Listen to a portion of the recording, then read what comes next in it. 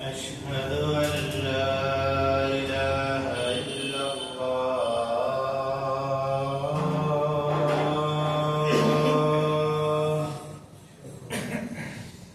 أشهد أن لا إله إلا الله.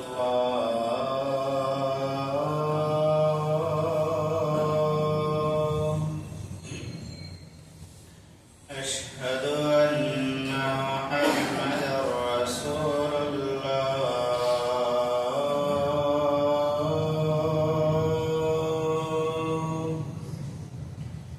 أشهد أن محمدا رسول الله.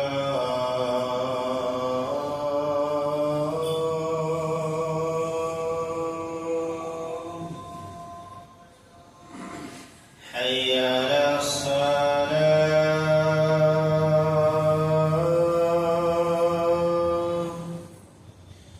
حي على الصلاة.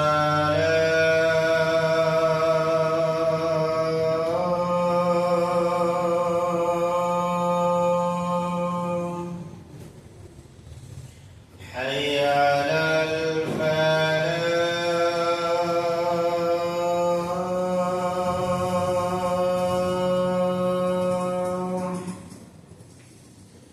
حي على الفلاح.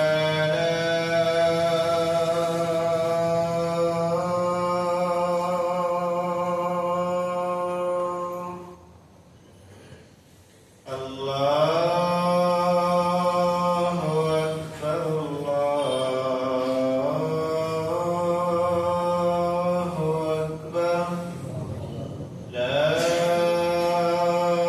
إله إلا الله.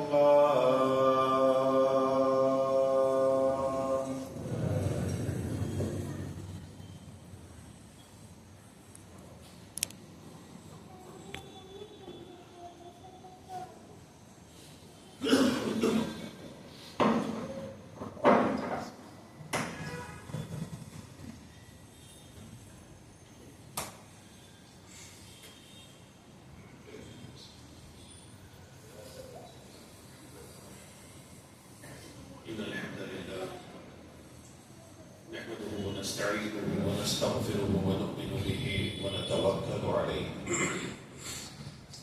ونعوذ بالله من شرور أنفسنا ومن سيئات أعمالنا.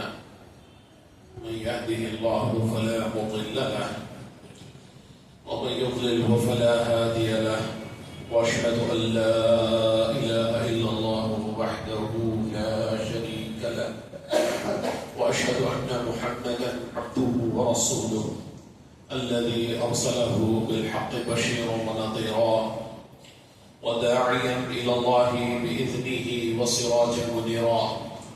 أما بعد فإن خير الحديث كتاب الله وخير الهدي هدي محمد صلى الله تعالى عليه وسلم وشر الأمور محدثاتها وكل محدثة بدعة وكل بدعة ضلالة وكل ضلالة في النار. أعوذ بالله السميع العليم من الشيطان الرجيم من همزه ونفخه ونفثه. بسم الله الرحمن الرحيم. طاف والقرآن المجيد. بل عجبوا أن جاءهم منذر منهم فقال الكافرون هذا شيء عجيب أئذا متنا وكنا ترابا ذلك رجع بعيد قد علمنا ما تنقص الأرض منهم وعندنا كتاب حفيظ. بل كذبوا بالحق لما جاءهم فهم في أمر مريج. أفلم ينظروا إلى السماء فوقهم كيف بنيناها وزيناها وما لها من فروج والأرض مددناها وألقينا فيها رواسي وأنبتنا فيها من كل زوج بهيج تبصرة وذكرى لكل عبد منيب. ونزلنا من السماء ماء مباركا فأنبتنا به جنات وحب الحصيد والنخل باسقات لها تلع نضيد رزقا للعباد وأحيينا به بلدة ميتا كذلك الخروج. قال الله تعالى في موضع آخر إنما يعمر مساجد الله من آمن بالله واليوم الآخر وأقام الصلاة وآتى الزكاة ولم يخش إلا الله فعسى أولئك أن يكونوا من المهتدين. قابل قدر حاضرین، اللہ جل جلالہ وعم نوالہ تبارک اسمہ کے لیے ہر قسم کی تمام طرح کی تعریف کے کلمات، حمد و ثنا کے کلمات، بزرگی، برتری اور بالا تری کے کلمات لائق ہیں، کیونکہ اس وحدہ لا شریک نے مجھے اور آپ کو اس دنیا میں پیدا کرنے کے ساتھ ساتھ ہماری روحانی اور جسمانی تربیت کے لیے جن اسباب کی ضرورت تھی مہیا فرمایا. ہر چیز ہماری زندگی کے گزر و بسر کے لیے معاون اور مددگار ضروری چیزیں مہیا فرمائی، اور ہمارے علاوہ بھی جتنی مخلوقات اس کائنات میں ہیں تمام مخلوقات کا واحد وہ پالنہار ہے. اس کے علاوہ کوئی رازق، کوئی خالق، مالک، مشکل کشا، دستگیر نہیں ہے. وہی سب کا مشکل کشا ہے، وہی دستگیر ہے، وہی غریب نواز ہے. اس کے علاوہ کوئی اور غریب اور نواز نہیں ہے. بعد اس کے جناب آخر الزمان احمد مصطفیٰ محمد مصطفیٰ صلی اللہ علیہ وسلم پر لا تعداد درود و سلام ہو، جنہوں نے اللہ تعالیٰ کی تمام تر وحی کو، تمام تر معلومات کو، ان باتوں کو جو اللہ تعالیٰ نے ان تک نازل فرمائی، ہم تک کا باحق پہنچایا، اور اس دنیا میں زندگی بسر کرتے ہوئے ثابت کیا کہ یہی وہ باتیں ہیں جن پر عمل کر کے انسان دنیا اور آخرت میں کامیابی حاصل کر سکتا ہے. اس کے علاوہ کوئی اور راستہ کامیابی کا نہیں ہے. محترم حضرات، آج میں آپ کے سامنے مساجد کے تعلق سے کچھ باتیں رکھوں گا. سب سے پہلے تو مساجد کی تعمیر، مساجد کو بنانا اسلامی معاشرے میں اس کی اہمیت، اس کی ضرورت قرآن و حدیث کی روشنی میں. اس کے بعد مساجد کو بنانے کے بعد اسے پاک و صاف کرنا، اسے منظم کرنا، اسے بہتر بنانا اور اسے آباد کرنا، یہ تین ذمہ داریاں اللہ تعالیٰ ہم مسلمانوں کو دیتا ہے. وہ معاشرہ جہاں مسلمان ہو اور مساجد نہ ہو، وہ معاشرہ مسلم معاشرہ نہیں ہو سکتا. وہ محلہ مسلم محلہ ہو ہی نہیں سکتا جہاں مساجد نہ ہو. کیونکہ اس کی دلیل کیا ہے؟ جناب محمد رسول اللہ صلی اللہ علیہ وسلم مکے سے جب ہجرت کرنے لگے، کچھ دیر کے لیے، کچھ دنوں کے لیے قباء میں ٹھہرے تو آپ نے سب سے پہلے مسجد کی بنیاد رکھی. اس کے بعد مدینہ پہنچے تو آپ صلی اللہ علیہ وسلم نے اپنا گھر یا دوسرے مہاجر صحابہ کا گھر بنانے سے پہلے آپ صلی اللہ علیہ وسلم نے مسجد کی بنیاد رکھی. مسجد ہی سے پتہ چلتا ہے کہ یہ معاشرہ مسلم معاشرہ ہے. یہاں بسنے والے لوگوں میں مسلمان بھی رہتے ہیں. اس بات کی علامت مساجد ہی سے چلتی ہے. مساجد ہمارے لیے روحانی مراکز ہیں. ہماری مسلم معاشرے کی تربیت، اس کی نشو و نما کے لیے مساجد یہ مراکز ہیں. مساجد میں آپ صلی اللہ علیہ وسلم نے مسجد نبوی سے جو کام لیے ہیں، اگر کما حق ہو اسی نظم و ضبط کے ساتھ، اسی ماڈل کے ساتھ اگر مساجد آباد کیے جائیں، مساجد کو استعمال کیا جائے تو محترم حضرات ہمارا معاشرہ بہت بہترین معاشرہ بن کر ابھر سکتا ہے. حالانکہ ہم لوگ ایک تو مساجد کے سلسلے میں کوتاہ ہیں، اس کی تعمیر اور اس کی ترقی اور اسے آباد کرنے کے سلسلے میں. ساتھ ہی ساتھ ہم لوگ مساجد کے تعلق سے، مساجد سے جو کام لیے جاتے ہیں، آپ صلی اللہ علیہ وسلم نے جو نمونہ پیش کیا ہے اس نمونے سے بھی ہم لوگ بہت دور ہیں مساجد بنانے کے باوجود. محترم حضرات، اللہ کا ارشاد ہے انما يعمر مساجد الله من آمن بالله واليوم الآخر. اللہ تعالیٰ نے ارشاد فرمایا کہ بے شک، انما حاصل کے لیے کہ یہی لوگ حقیقت میں مساجد کو تعمیر کرنے والے، مساجد کو تعمیر کرنا بھی یہاں مراد ہے، آباد کرنا بھی ہے۔ نمازوں سے، اپنی پیشانیوں سے، اپنے اعتکاف سے، اپنے نفل سجدوں سے، اپنے فرض سجدوں سے، اپنے ذکر و اذکار سے، اپنے حمد و ثنا سے، مساجد میں بیٹھ کر اللہ کی حمد و ثنا بیان کرنے سے مساجد کو آباد کرنا بھی اور مساجد تعمیر کرنا بھی، دونوں یہ کام کس کا ہے؟ اللہ تعالیٰ نے فرمایا من آمن باللہ والیوم الآخر، ان لوگوں کا یہ کام ہے جو اللہ پر ایمان رکھتے ہیں، آخرت کے دن پر ایمان رکھتے ہیں۔ کیا مطلب ہے؟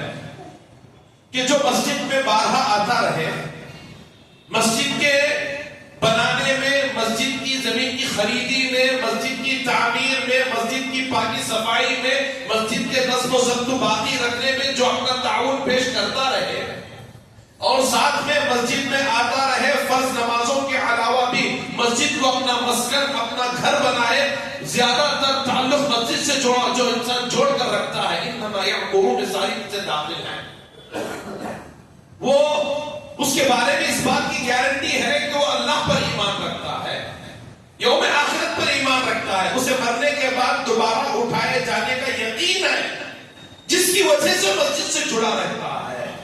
انما یعمر مساجد اللہ من آمن باللہ، اللہ پر مضبوط ایمان کی علامت یہ ہے کہ لوگ انسان اللہ کی گھروں سے جڑتا ہے، اللہ کے گھر سے جڑتا ہے، والیوم الآخر، اور آخرت کے دن پر اسے ایمان ہونے کا مطلب یہ ہے کہ وہ اللہ کے گھر سے جڑتا ہے۔ پھر فرمایا وَأَقَامَ الصَّلَاةَ، نماز قائم کرتا ہے، وَآتَى الزَّكَاةَ، اور زکات ادا کرتا ہے، وَلَمْ يَخْشَ إِلَّا اللَّهَ۔ کثرت سے مساجد سے جڑنے والے کی ایک صفت یہ ہوتی ہے کہ اللہ کے علاوہ کسی سے وہ ڈرتا نہیں ہے، وَلَمْ يَخْشَ إِلَّا اللَّهَ، اس کے دل میں صرف اللہ کا خوف ہوتا ہے، کسی اور کا ہر طرح کا خوف اللہ اس کے دل سے نکال دیتا ہے۔ اس کے مفہوم مخالف یوں سمجھا جائے کہ اللہ کے علاوہ کے در پر جا کر بیٹھنے والا، وہاں سجدے، وہاں اپنے سر کو جھکانے والا، وہاں اپنی التجا کرنے والا، اس کے دل میں سب کا ڈر ہوتا ہے اللہ کے علاوہ۔ جو مسجد میں نہ آئے، مسجد کے علاوہ لوگوں کے دروں پر جا کر اپنے سر جھکائے، اس کے دل میں اللہ کے علاوہ سب کا ڈر ہوتا ہے۔ مسجد میں آنے والے کے دل میں صرف اللہ کا ڈر ہوتا ہے، اس کے علاوہ کسی کا ڈر اس کے دل میں ہوتا نہیں ہے۔ اس آیت کا مفہوم، اس آیت کی تفسیر وَلَمْ يَخْشَ إِلَّا اللَّهَ، اللہ کے سوا کسی کا ڈر اس کے دل میں نہیں ہوتا۔ جو مساجد سے اپنے آپ کو جوڑے رکھتے ہیں، جو درگاہوں سے، مزاروں سے، نہ جانے کہاں کہاں مسجد کے علاوہ جتنی بھی عبادت گاہیں بنائی جاتی ہیں، وہاں سے جو کوئی اپنا تعلق رکھتا ہے، اس کے دل میں اللہ کے علاوہ سب کا خوف ہوتا ہے۔ مسجد سے جڑنے والے کے دل میں اللہ کے علاوہ کسی کا خوف نہیں ہوتا۔ اللہ اکبر۔ میرے محترم بھائیو، اللہ کے نبی صلی اللہ علیہ وسلم نے فرمایا اذا رأیتم، اسی آیت کی تفسیر سمجھیے آپ، پیارے نبی صلی اللہ علیہ وسلم کا یہ قول، اسی آیت کی تفسیر سمجھیے۔ آپ صلی اللہ علیہ وسلم نے فرمایا اذا رأیتم الرجل یعتاد المساجد، لوگوں جب تم کسی انسان کو دیکھو، کسی انسان کو دیکھو وہ مسجد بار بار آتا جاتا ہے، وہ مساجد سے زیادہ تعلق رکھتا ہے، کثرت سے مساجد میں حاضر ہوتا ہے، آپ صلی اللہ علیہ وسلم نے فرمایا فاشهدوا له بالایمان، اس کے مومن ہونے کی گواہی دے دینا۔ اللہ اکبر۔ کثرت سے مساجد میں آنے والوں کے تعلق سے فرمایا کہ ان کے مومن ہونے کی گواہی دینا ہے آپ کو۔ کثرت سے مساجد کو آنے والے، فرمایا آگے آپ صلی اللہ علیہ وسلم نے قال اللہ تعالی انما یعمر مساجد اللہ من آمن باللہ والیوم الآخر، پھر آپ صلی اللہ علیہ وسلم نے یہ آیت پڑھی کہ بے شک اللہ تعالیٰ کے مساجد کو آباد کرنے والے ایمان والے ہی ہوتے ہیں، جس کے دل میں ایمان نہ ہو مساجد کو آباد کر نہیں سکتا۔ ایک اور آیت میں اللہ تعالیٰ نے ارشاد فرمایا وَمَنْ أَظْلَمُ مِمَّنْ مَنَعَ مَسَاجِدَ اللَّهِ أَن يُذْكَرَ فِيهَا اسْمُهُ، اس سے بڑا ظالم کون ہو سکتا ہے جو لوگوں کو اللہ کی مساجد میں ذکر کرنے سے روکے، جو لوگوں کو اللہ کی مساجد میں ذکر کرنے سے روکے، اللہ کا نام لینے سے روکے، وَسَعَى فِي خَرَابِهَا، اور مساجد کو بگاڑنے میں، مساجد کو تہز نہز کرنے میں، مساجد کی شبیہ بگاڑنے میں کوشش کرتا ہے، مساجد کے آباد نہ ہونے کی کوشش کرتا ہے، مساجد کو وجود میں نہ آنے کی کوشش کرتا ہے۔ وَسَعَى فِي خَرَابِهَا أُولَٰئِكَ مَا كَانَ لَهُمْ أَن يَدْخُلُوهَا إِلَّا خَائِفِينَ، ایسے لوگوں کو یہ ہرگز اجازت نہیں ہے کہ وہ مکے میں حدود حرم میں داخل ہو الا کہ خوف کھاتے ہوئے۔ لَهُمْ فِي الدُّنْيَا خِزْيٌ، ایسے لوگوں کے لیے دنیا میں بھی رسوائی ہے، وَفِي الْآخِرَةِ عَذَابٌ عَظِيمٌ، اور ایسے لوگوں کے لیے آخرت میں بہت بڑا عذاب ہے، بہت بڑا عظیم عذاب ہے۔ تو میرے بھائیوں، مساجد سے لوگوں کو روکنا، مساجد میں ذکر و اذکار سے منع کرنا، یا مساجد کو وجود میں آنے نہ دینا، مساجد کی زمین کی خریدی کے وقت مختلف قسم کے روڑے اٹکانا، مشاکل پیدا کرنا اور ایک دوسرے کا ہاتھ روکنا، ہمارے معاشرے میں ہوتا یوں ہے، اگر کہیں سلفی مسجد، اہل حدیث مسجد بننے جاتی ہے تو بعض مسلمان بھائی نادانی میں اس مسجد کو روکنے کی کوشش کرتے ہیں۔ انہیں اللہ سے ڈرنا چاہیے، اللہ سے خوف کھانا چاہیے۔ اللہ کی قسم میرے بھائیوں، اہل حدیث مساجد ہی ایک ایسی مساجد ہیں جو صحیح عقیدے کو بیان کر سکتی ہیں۔ بقیہ کسی ممبر و محراب سے آپ صلی اللہ علیہ وسلم کا اور صحابہ کا عقیدہ بیان نہیں کیا جاتا۔ ہر قسم کے مساجد میں کہیں نہ کہیں اپنے نظریات، اپنے افکار، اپنے بزرگوں کی باتیں یا اپنے جو بدعقیدہ عمراء اور سلاطین ہیں ان کے عقیدے بیان کیے جاتے ہیں، لیکن سلفی مساجد ہی ایک ایسی جگہ ہے جہاں پر صحیح العقیدہ باتیں بیان کی جاتی ہیں، قرآن حدیث کی روشنی میں بات کی جاتی ہے، جس کی وجہ سے باطل ڈرتا ہے، خوف کھاتا ہے اور مساجد کو آنے سے منع کرتا ہے۔ میرے بھائیوں، ہم نے جہاں کہیں بھی دیکھا ہے کہ سلفی ایک مسجد اگر بنتی ہے تو اطراف اکناف کے لوگ عقیدے میں، صحیح عقیدے کو ماننے میں دیر نہیں کرتے، صحیح عقیدہ فوراً سمجھ میں آ جاتا ہے، چونکہ باتیں قرآن و حدیث سے میل کھاتی ہیں، انسانی فطرت کے قریب ہوتی ہیں، قرآن و حدیث کی ساری باتیں انسانی فطرت کے قریب ہوتی ہیں، لہذا اللہ تعالیٰ نے ان لوگوں کے لیے وعید سنائی جو لوگ مساجد کے تعمیر کے سلسلے میں یا مساجد میں ذکر و اذکار کے سلسلے میں روڑا بنتے ہیں، لوگوں کو روکتے ہیں۔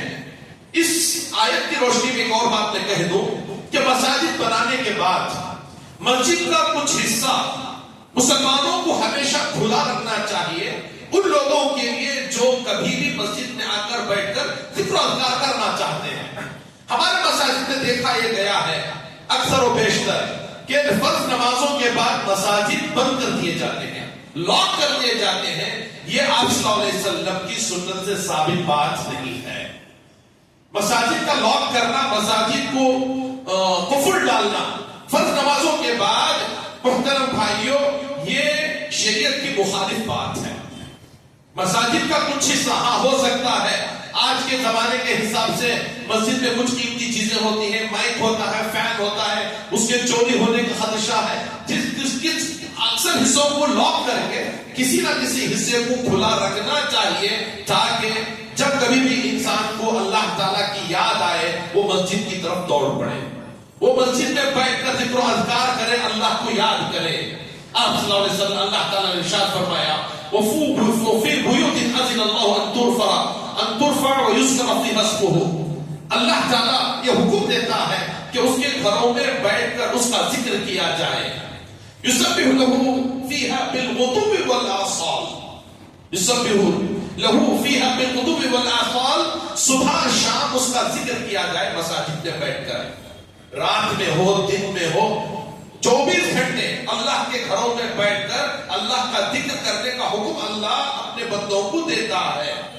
آگے فرمایا رجال لا تلہیہم تجارۃ ولا بیع عن ذکر اللہ، اللہ کے مقرب بندے ایسے ہوتے ہیں جنہیں اللہ کے ذکر سے، نماز سے نہ ان کی تجارت روک پاتی ہے، نہ ان کا ان کی مال و اولاد، ان کی دولتیں انہیں اللہ کے ذکر سے روک پاتی ہیں. آگے فرمایا وَإِقَامِ الصَّلَاةِ، اور نماز قائم کرنے سے، وَإِيتَاءِ الزَّكَاةِ، اور زکات ادا کرنے سے، يَخَافُونَ يَوْمًا تَتَقَلَّبُ فِيهِ الْقُلُوبُ وَالْأَبْصَارُ، اور یہ لوگ اللہ تعالیٰ سے ڈرتے ہوں گے قیامت کے مسئلے کو لے کر، قیامت کے دن کی ہولناکیوں کو لے کر یہ لوگ اللہ تعالیٰ سے ڈرتے اور خوف کھاتے ہوں گے. لِيَجْزِيَهُمُ اللَّهُ أَحْسَنَ مَا عَمِلُوا وَيَزِيدَهُم مِّن فَضْلِهِ وَاللَّهُ يَرْزُقُ مَن يَشَاءُ بِغَيْرِ حِسَاب. اور اللہ تعالیٰ چاہتا ہے کہ ان کو بھرپور ان کے اچھائی کا بدلہ دیا جائے. مساجد کو قائم کرنے کی وجہ سے، نمازوں کو پڑھنے کی وجہ سے، اور مساجد کو آباد کرنے کی وجہ سے، اور اللہ تعالیٰ جسے چاہتا ہے بغیر حساب و کتاب کے عطا کرتا ہے. وَأَنَّ الْمَسَاجِدَ لِلَّهِ فَلَا تَدْعُوا مَعَ اللَّهِ أَحَدًا. لوگوں یاد رکھو مساجد اللہ ہی کے لیے ہے، مساجد اللہ ہی کے لیے ہے. اللہ کے علاوہ کسی اور کو تم سجدہ نہ کرنا، اللہ ہی کے لیے سجدہ کرنا. مساجد کی اہمیت کے سلسلے میں اللہ کے نبی صلی اللہ علیہ وسلم نے فرمایا احب البلاد الى اللہ مساجدها. کسی بھی شہر، کسی بھی بستی کا وہ حصہ اللہ کے نزدیک بہت محبوب ہوتا ہے جو حصہ مسجد کے لیے مخصوص کر دیا جاتا ہے. جو جگہ مسجد کے لیے بنائی جاتی ہے وہ جگہ اللہ کے لیے بہت پسندیدہ ہوتی ہیں. وَأَبْغَضُ الْبِلَادِ إِلَى اللَّهِ أَسْوَاقُهَا. اور کسی بھی شہر، کسی بھی بستی کی وہ جگہ اللہ تعالیٰ کو زیادہ مبغوض ہے جو بازار کے نام پر بنائے جاتے ہیں. جو آپ صلی اللہ علیہ وسلم نے حکم دیا کہ زیادہ سے زیادہ اپنا وقت بازار میں گزارنے کے بجائے مساجد میں گزاریں. آپ صلی اللہ علیہ وسلم کی حدیث کا مطلب ہے بازار میں اپنا وقت گزارنے کے بجائے مساجد میں گزارے. لیکن ہمارے نوجوانوں کا حال کیا ہے میرے بھائیوں؟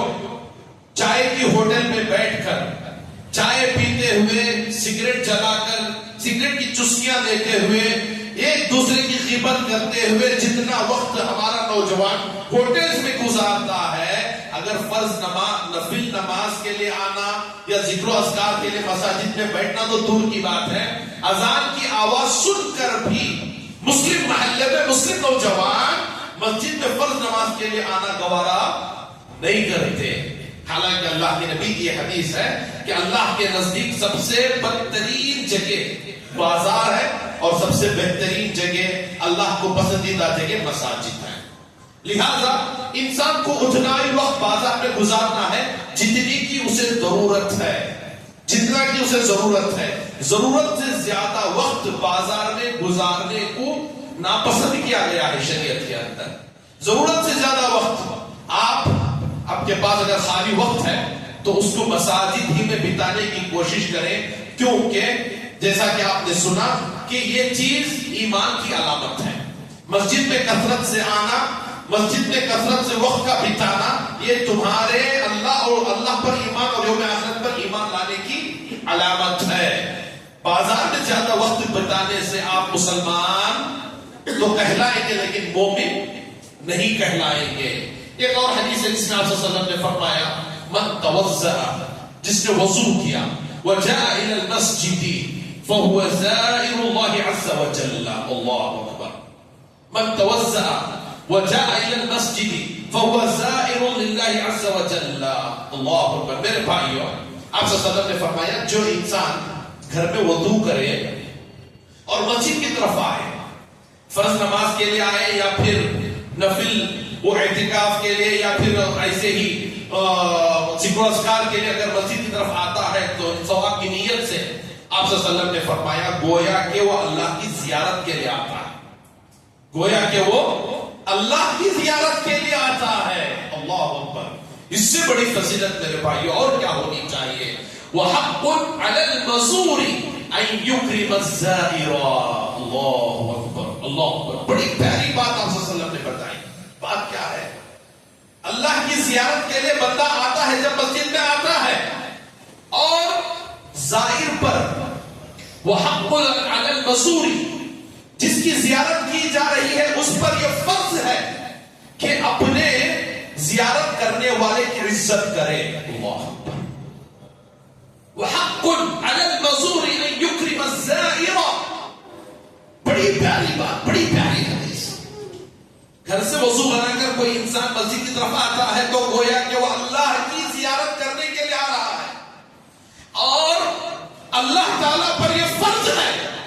اپنے زیارت کرنے والے کی عزت کرے. اللہ اکبر.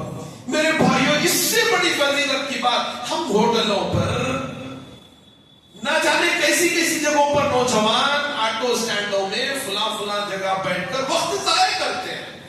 اللہ کی زیارت کے لیے آنا اور اللہ پر یہ فرض ہے کہ آنے والے کی عزت کرے. اللہ اکبر. میرے بھائیوں یہ حدیث سننے کے بعد تو ہر مومن کو یہ مسجد سے محبت ہو جانی چاہیے. ہر مومن کو مساجد سے محبت ہو جانی چاہیے. اب وقت چونکہ ہو رہا ہے کئی باتیں اور بہت ساری باتیں مساجد کی آباد کرنے اور تعمیر کرنے سے لے کر ہیں. ایک بات اور بتا دوں کہ شہر بنگلور میں الحمدللہ آج بہت ساری جگہوں پر سلفی مساجد کے لیے زمینیں خریدی جا رہی ہیں کثرت کے ساتھ. مسجد رحمانیہ میں تعمیر ہو رہی ہے. یہاں اس مسجد میں سخت ضرورت ہے توسیع کے لیے جگہ خریدی گئی ہے. مکمل رقم نہ ہونے کی وجہ سے لوگوں سے قرض لے کر رجسٹر کر رہے ہیں. حالانکہ آج بھی ہمارے مسجد میں موجود کچھ احباب مل کر وہ رقم دے سکتے ہیں. اتنا تو اللہ تعالیٰ نے بنگلور والوں کو نوازا ہے. لیکن باوجود اس کے مساجد کی تعمیر اس کی آبادی میں ہمیں کوئی انٹرسٹ نہیں ہے. میرے بھائی اللہ کی قسم اللہ کے نبی صلی اللہ علیہ وسلم نے فرمایا کہ من بنا للہ مسجدا بنى الله له بیتا فی الجنہ. جو آدمی مسجد بناتا ہے اللہ اس کے لیے جنت میں گھر بناتا ہے.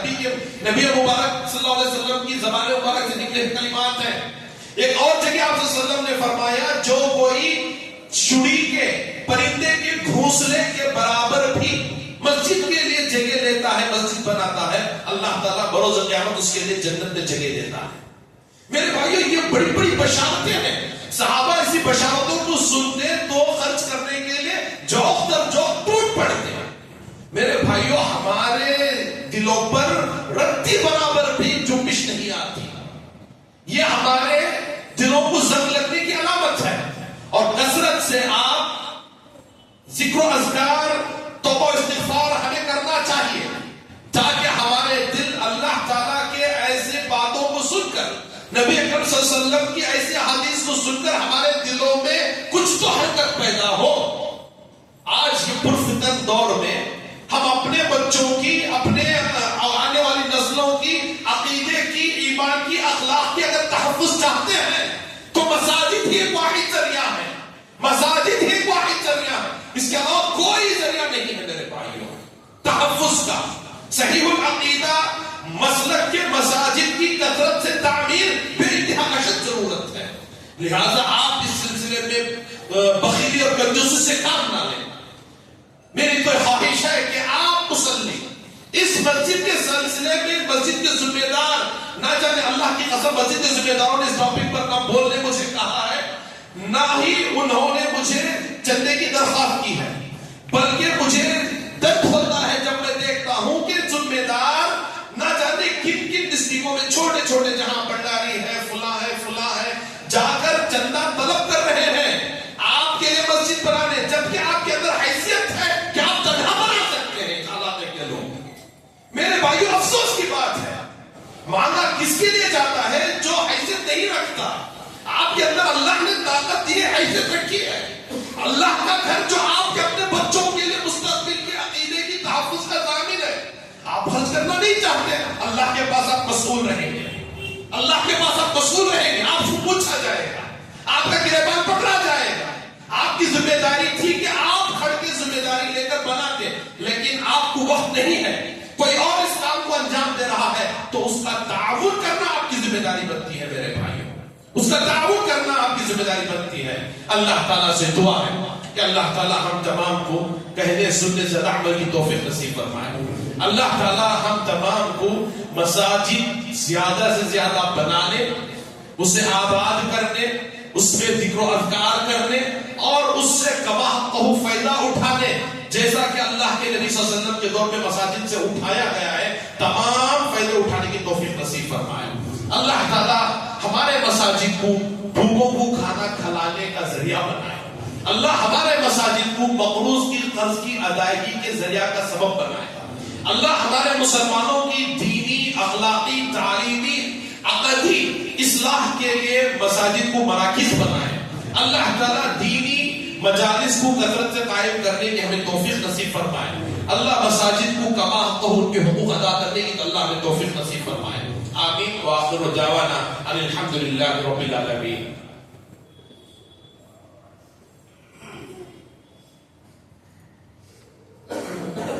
إن الحمد لله نحمده ونستعينه ونستغفره ونؤمن به ونتوكل عليه ونعوذ بالله من شرور أنفسنا ومن سيئات أعمالنا. من يهده الله فلا مضل له ومن يضلله فلا هادي له. وأشهد أن لا إله إلا الله وحده لا شريك له وأشهد أن محمدا عبده ورسوله الذي أرسله بالحق بشيرا ونذيرا وداعيا إلى الله بإذنه وسراجا منيرا. أما بعد فإن خير الحديث كتاب الله وخير الهدي هدي محمد صلى الله تعالى عليه وسلم وشر الأمور محدثاتها وكل محدثة بدعة وكل بدعة ضلالة وكل ضلالة في النار. فاعوذ بالله السميع العليم من الشيطان الرجيم من همزه ونفخه ونفثه. إن الله وملائكته يصلون على النبي يا أيها الذين آمنوا وصلوا عليه وسلموا تسليما. اللهم صل على محمد وعلى آل محمد كما صليت على إبراهيم وعلى آل إبراهيم إنك حميد مجيد. اللهم بارك على محمد وعلى آل محمد كما باركت على إبراهيم وعلى آل إبراهيم إنك حميد مجيد. إن الله يأمركم بالعدل والإحسان وإيتاء ذي القربى وينهى عن الفحشاء والمنكر والبغي يعظكم لعلكم تذكرون. اذكروا الله يذكركم وادعوه يستجب لكم ولذكر الله تعالى أهم وجل وأكبر. قوموا إلى الصلاة.